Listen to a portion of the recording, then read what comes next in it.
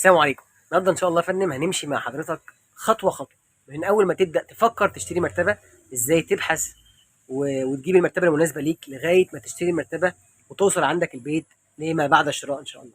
تعالوا نشوف. ما تنسوش تعملوا لنا لايك وفولو على صفحاتنا على اليوتيوب وعلى الفيسبوك. على اليوتيوب توكيل مراتب ينسن بدمياط، وعلى الفيسبوك توكيل مراتب ينسن دمياط. ودايما ان شاء الله بخير. النهارده الحقيقه هنساعد حضراتكم فيديو، هنساعدكم مساعده كبيره قوي قوي. هنمشي مع حضراتكم بدايه من قبل ما تشتري المرتبه وانت بتفكر لغايه ما توصل المرتبه للبيت وما بعد مرحله الشراء ان شاء الله. نبدا مع بعض خطوه خطوه ان شاء الله. انا هقول خطوه واستاذ محمود هيقول لكم خطوه. ان شاء الله هتلاقي مع نفسك مش محتار بعد كده ان شاء الله، وهتلاقي الفيديو ده هيساعدك كتير ان شاء الله. اول حاجه مع بعض، ازاي تشتري المرتبه او رحله الشراء. اول خطوه معانا وهي رحله البحث عن المرتبه. طبعا انت استقريت خلاص انك هتشتري مراتب يانسن ان شاء الله او انجلندر، هما مصنع واحد. تبدا تبحث ايه المرتبه المناسبه لحضرتك. يعني ايه المرتبه المناسبه لحضرتك؟ يعني انا مثلا عايز مرتبه لسرير صغير، اذا مش محتاج حاجه بميزانيه فخمه او مش محتاج فلوس ادفع كتير، لان اي مرتبه تتحط على السرير من شركه يانسن هتقوم بالوظيفه كامله. يعني مش محتاج ان انا اجيب مثلا سوست منفصله، ولا محتاج اجيب ارتفاعات زي 30 سم، لان المرتبه سرير صغير. طيب عندي الام في الفقرات او في الظهر عافانا وعافاكم الله، يبقى محتاج مرتبه طبيه او مضغوطه بدون سوست، اللي هي مكونها الاساسي الريباوندد او الريبوند الطبي، اللي هي موديل ماريوت ارتفاعات 17 و22 سم من ينسى. يبقى انا كده لو انا عايز مرتبه طبيه. لو انا عايز مرتبه سوفت جدا، يبقى اختياري دايما هنتقل الى الميموري فوم. الميموري فوم هيبقى عندي مرتبه مريحه جدا، اللي دايما بيبقى مرتبط وجودها بالسوست المنفصله، او في بعض الحالات او حاله واحده بس المراتب الطبيه بيبقى فيه نوع عندنا جديد مرتبه طبيه وعليها طبقه ميموري فوم. لو عايز مرتبه سوفت لكن مش سوفت قوي، او الميموري فوم بيحرني، لان الميموري فوم معروف ان هو بيطلع حراره، يبقى اختياري هنا هيبقى اللاتكس، وهيبقى برضه مرتبط بوجود سوست منفصله زي موديلات هاني مون وما الى ذلك من شركه انجلترا. استقريت مع بعض كده، هشوف الحاجات المناسبه دي او اللي انا عايزها دي تناسب ميزانيتي مع ايه. يعني مثلا لو انا كان اختياري لموديل ماريوت الطبي لان انا عندي مشكله في الفقرات، يبقى انا عندي اربع اختيارات: 17 سم او 17 سم بالقطن، 22 سم او 22 سم بالقطن. اختار بينهم اللي يناسب ميزانيتك، لان الاربعه هيعتبروا يقوموا بنفس الوظيفه. وبالتالي يبقى انا كده اخدت قرار الشراء ولقيت المرتبه المناسبه ليا بميزانيه مناسبه ليا. تاني حاجه الاستاذ محمود هيقول لنا عليها. تاني حاجة بقى، ودي أهم برضو، أهم حاجة لا تقل أهمية عن عن رحلة البحث زي ما يوسف قال عن شراء المرتبة. تدور على الوكيل المعتمد أو الموزع المعتمد لينسي، علشان ما ترميش فلوسك في الأرض. لأن طبعا زي ما احنا عارفين السوق مليان مراتب مضروبة. فأنت ممكن تروح تجيب مرتبة بنفس المواصفات وكل حاجة، لكن مش ينسي. ممكن بعد فترة قليلة جدا المرتبة يحصل لها مشكلة. هتروح تروح للي انت شاريها منه، يقول لك انا ما اعرفش. تيجي تكلم الخط ساخن في يانسن، يقول لك شاريها منين؟ تقول له مثلا من عند فلان. فلان ده اصلا لا هو وكيل لينا ولا هو موزع لينا. ادي اول حاجه، يعني انت خسرتها. تاني حاجه، اصلا المرتبه مضروبه. يعني انت هتكلم المصنع وتكلم الخط الساخن على اي اساس وانت اصلا المرتبه مضروبه؟ فاحنا بنتكلم في ايه؟ ندور على المكان الموثوق اللي هو وكيل، او وكيل معتمد او موزع رسمي للمصنع. غير كده يعني دي اهم حاجه قبل ما تخش مكان تشتري مرتبه. لازم تخش وكيل معتمد عشان يبقى انت عارف راسك من رجليك. ولما تدفع جنيه يبقى تدفع جنيه في فعلا في حاجه تستاهل انك تدفع فيها فلوس. ما انت ممكن تدفع فلوس وفي، يعني لو انت دفعت 1000 جنيه في مرتبه فانت خسرت ال 1000 جنيه. يعني مش هقول لك بقى مرتبه 8000 جنيه، لو انت دافع 1000 جنيه في مرتبه بدون ضمان. فانت خسر ال 1000 جنيه. ال 1000 جنيه انت خسرته. فاحنا اول حاجه نشوف الموزعين المعتمدين والوكلاء المعتمدين في ينسن، نروح لهم. طبعا احنا بفضل الله وكيل معتمد لينسن. لو انت كلمت ينسن على الخط الساخن هيدل حضرتك علينا لاي فرع من فروعنا، بتشرفنا. احنا نقوم لك بالمهمه كلها كامله. هنفرجك كل الموديلات وكل الانواع سواء من ينسن او من انجلندر، ونقول لك على حسب برضه ميزانيتك خد كذا وما تاخدش كذا. ولو انت، احنا برضه بنسال العميل الاول، عندك مشكله في ظهرك زي ما اسماعيل قال، يبقى خد كذا ما تاخدش كذا. فان شاء الله باذن الله برضه اسماعيل ينتقل للمرحله اللي بعد كده ويقول لك عليها. تكمله يا استاذ محمود، الوكيل لما تخش مكان ثقه هو هينصحك لوجه الله تعالى، مش هيبقى عايز ياخد منك فلوس وخلاص.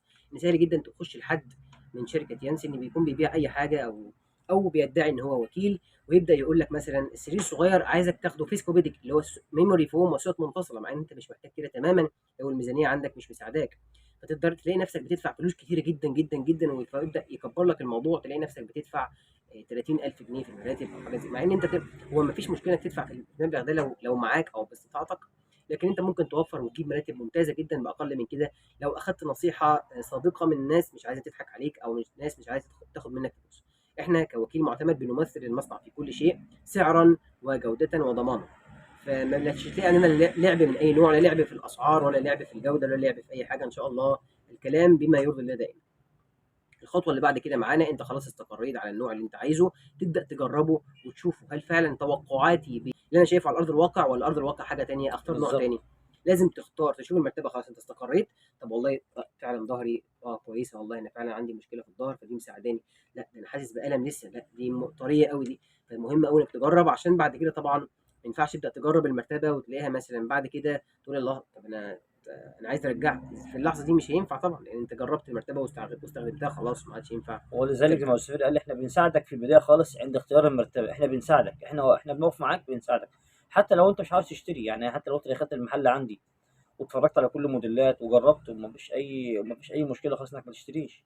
يعني احنا بنقول لك بنقدم لك المعلومه كامله بما يرضي الله. موضوع بقى انك تشتري وما تشتريش ده مش بتاعتنا، دي بترزق بتاع ربنا.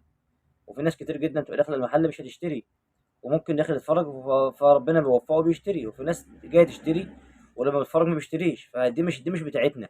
لكن انت تاكد مليون في المية لو انت دخلت عند المكان هقول لك على كل حاجه برضه، اقدم لك المعلومه كامله ودي بتاعتك بقى في النهايه. النقطه الرابعه بقى ان شاء الله باذن الله، انت لما خلاص تعاقدت على استلمت يعني هتستلم، بس الخطوه اه الجايه انك تستلم. بالظبط اتعاقدت خلاص على الاوردر دفعت وعرفت الفلوس وكل حاجه. ودفعت فلوس وكل حاجه وخلاص انت في مرحله بقى الاستلام. لازم تتاكد اول حاجه من المنتج، هل ده منتج يانسن الاصلي ولا مش منتج يانسن الاصلي لا طبعا. ده عند التسليم طبعا، انت خلاص المراتب بتشحن لك وجايه لك، وانت صورت المراتب، دي خطوه مهمه جدا انك تصورها في الايه، في المكان. بالظبط. احنا بقى عندنا في يانسن بفضل الله في عندك QR كود موجود على كل مرتبه. انت بتمسحه بالموبايل وتفعل الضمان بتاعه.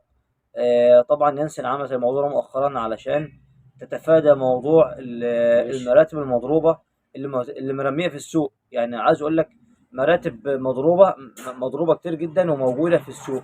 فاحنا في يانسن بنعمل لك QR كود ده علشان تتاكد ان كانت المرتبه اصلي ولا مش اصلي.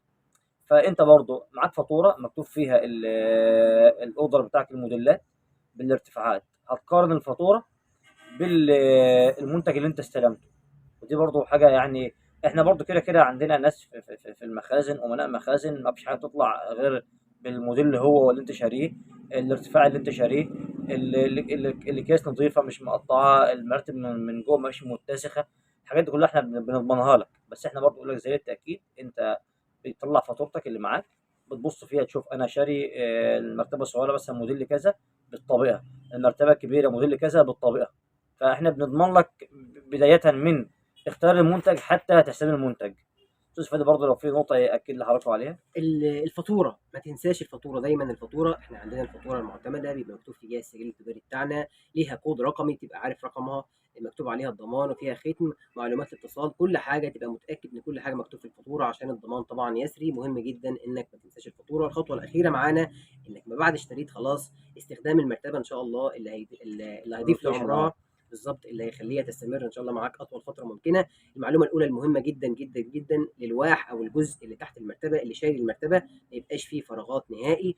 عندك حاجتين حلين، انك تجيب الالواح ما فيش فيها فراغات لازقين في بعض كده، او انك تجيب زي ما بيطلق لوح عليه MDF. الدمياط لوح MDF او لوح كونتر او لوح ابلكاش ما فيش فيه فراغات، بيملى كل المكان بحيث ان المرتبه يبقى تحتها داعم قوي جدا. ما ينفعش حاجات قديمه، ما ينفعش حاجات مكسوره، ما ينفعش فيها فراغات عشان الضمان يسري. المعلومه الثانيه المهمه جدا وهو الروتيشن. الروتيشن لو المرتبه بتعمل على الوجهين، بنجيب مره الراس مكان القدم بنلفها بعد 3 شهور، وبعد ما ال3 شهور بيعدوا بقينا 6 شهور بقلبها على وشها، وهكذا مره الراس مكان القدم ومره بقلبها على وشها عشان نوزع الاحمال اللي بتنام على المرتبه تضمن بالتساوي. تضمن اطول فتره للمرتبه. يعني المرتبه ضمن 10 سنين ان شاء الله باذن الله تعيش معاك ولا 20 30 سنه طالما انت بتحافظ عليها. ولو المرتبه بتعمل على وجه واحد زي الموديلات اللي فيها ميموري فوم او لاتكس، المرتبه بتتلف بس مره الراس مكان القدم ومره تاني الراس مكان القدم وهكذا. كل مره كل 3 شهور بنجيبها ناحيه مكان ناحيه، ما بتتقلبش لان المرتبه بتعمل على وجه واحد. وهنا ان شاء الله نضمن لحضراتكم الاستمراريه بتاعه المرتبه والضمان ان شاء الله.